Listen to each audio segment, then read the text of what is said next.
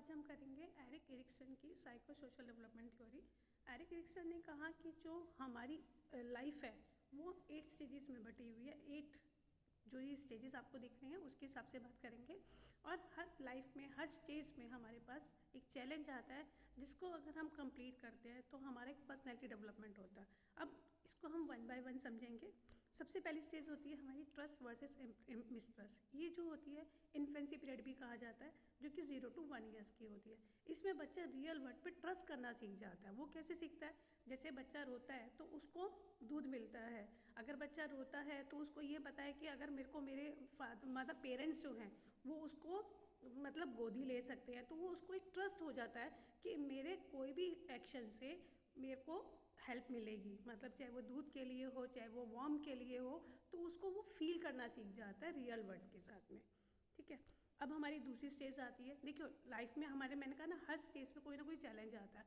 अब जो सेकंड आपकी स्टेज है जिसमें autonomy versus shame and doubt, इसमें क्या है, ये 1 to 3 ईयर्स के बच्चों के लिए, जिसको हम टॉडलर एज भी कहते हैं। इस एज में क्या होता है, बच्चे क्रोलिंग करना, रोलिंग करना, खड़े होना, वो सेल्फ सब कुछ करना चाहते हैं। मतलब वो इंडिपेंडेंट होते हैं, कुछ करना चाहते हैं, खुद सीखना चाहते हैं। तो ये वो एज होती है। ठीक है, थर्ड स्टेज जो हमारी बात है वो है इनिशिएटिव वर्सेस गिल्ट। अब इस वाली स्टेज में क्या है कि वो 3 से 6 साल के बच्चे, प्री स्कूल के, क्योंकि यहाँ पे उनमें सेंसेस जो होते हैं वो पूरे डेवलप होने शुरू हो जाते हैं। और उसका पर्पस यही होता है उनके अंदर कॉन्फिडेंस लेके आना, है ना, जिसमें वो एक्सप्लोर करते हैं ये क्यों है, ऐसा क्यों है, समझने की हर चीज़ की वो कोशिश करते हैं। इसलिए इसको अर्ली चाइल्डहुड डेवलपमेंट स्टेज भी कहा जाता है। तो एरिक्सन ने इस स्टेज पे कहा इनिशिएट करना, क्योंकि वो पूछ रहे हैं, है ना, और अगर उन्हें लगता है अरे मैंने ये क्या पूछ लिया, तो उनको गिल्ट भी होता है। तो ये वो स्टेज होती है।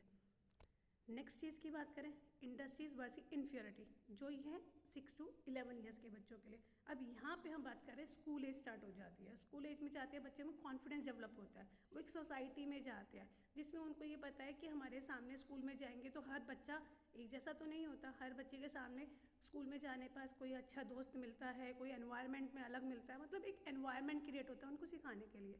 तो यहाँ पर बच्चे को एफर्ट्स जो किए जाते हैं उसमें टीचर्स और पेरेंट्स जो होते हैं वो सपोर्ट करते हैं कि वो कितना अच्छा कर रहा है।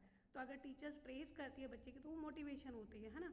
वही बात पेरेंट्स भी, कि अगर वो उनके मतलब बच्चे को यहाँ मोटिवेट करने की बात की जाए, क्योंकि यहाँ पर उनको अगर प्रेज किया जाता है तो वो मोटिवेटेड होते हैं, नहीं तो वो निगलेक्ट हो जाए। लेकिन आगे की ज़िंदगी को जीने के लिए कैसे वो फेस कर सकते चैलेंजेस को यहाँ सिखाया जाता है।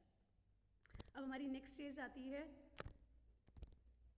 Identity versus role confusion. सबसे इंपॉर्टेंट एज एरिक एरिक्सन की अगर हम इसमें बात की जाए तो ये 12 to 18 ईयर्स की होती है। ठीक है, इसमें हार्मोनल चेंजेस आ जाते हैं, क्योंकि इसके अंदर बच्चा अपनी आइडेंटिटी को खोजने की कोशिश करता है, क्योंकि उसको ये होता है ना हमें कैसे बनना है। यहाँ पे रोल मॉडल खोलने की कोशिश करता है, मतलब उसको ये नहीं पता कि मेरा लाइफ में क्या एम है, यहाँ वो ढूंढने की कोशिश करता है। और अगर वो अपने आप को मतलब किसी तरह से कह दो कि वो कुछ करना चाहता है, तो यहाँ पर वो एज आती है जिसके अंदर उसके अंदर सारे ही चेंजेस आते हैं। और वो जो सब अपनी फैमिली से, अपने पीयर ग्रुप से, अपने एनवायरनमेंट से चाहता है, उसमें ये होता है कि मेरी सेल्फ आइडेंटिटी क्या है, मेरी पहचान क्या है, जिसके लिए उसके ऊपर वो काम करता है। ये इंपॉर्टेंट एज होती है।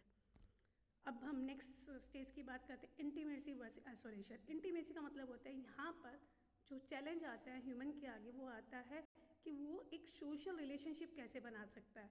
अगर वो उसमें सक्सेसफुल होता है तो वो इंटीमेट हो जाता है, मतलब जुड़ जाता है, नहीं तो वो समाज से अलगाव कर जाता है। जैसे मैंने कहा कुछ लोग होते हैं जो बिल्कुल शाइन इंट्रोवर्ट टाइप के होते हैं, वो सबके साथ मिल नहीं पाते आसानी से, है ना। एक्सट्रोवर्ट जो है वो सबके साथ आराम से सोसाइटी में एडजस्ट कर जाते हैं। तो ये वो स्टेजेस है। और इसके मैंने आपको ये फिगर में दिख रहा है कि आपके पास 8 स्टेजेस आ रही है, जिसमें establish, develop, communicate, engage, reflect, support, commit और बैलेंस। ये सारी की सारी स्टेजेस को पूरा करने के बाद ही हमें पता लगता है क्या हम इंटीमेट होते हैं या हम आइसोलेट होते हैं। मतलब सोशल रिलेशनशिप मैन के इसमें हम ये ढूंढते हैं ना कि हमारी तरह कौन है। हम दोस्त किसको बनाते हैं? जो हमारी तरह का होता है, जो हमसे अगेंस्ट चलता है, हम उसके साथ कभी बात नहीं करते। तो वही चीज़ हमारी ये स्टेज करती है डिफाइन।